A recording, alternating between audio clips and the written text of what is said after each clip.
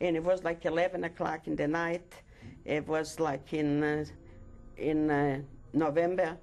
In the nights, it was no snow on the ground, but it was very, very cold. And we started to jump from the windows. And they promised they're not going to kill us. They start to shoot at us and to throw grenades. And I was, we were 6 people, 2 of my cousins, 2 friends, and one more girl. And they started to shoot.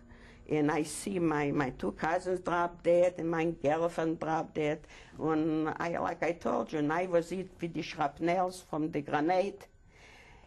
And I didn't know what to do. I was the only one alive.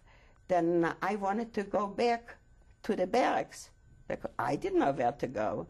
Then like I saw a shadow coming to me, and it was a Jewish boy who jumped from another window, from another barrack.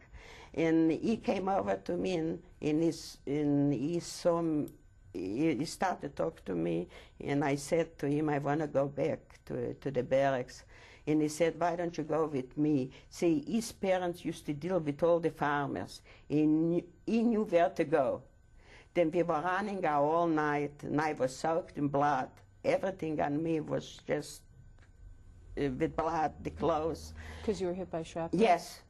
And I was running all night, and then we were hiding during the day because it was too, we were afraid to run in the daytime because they could see us, the Lithuanian people.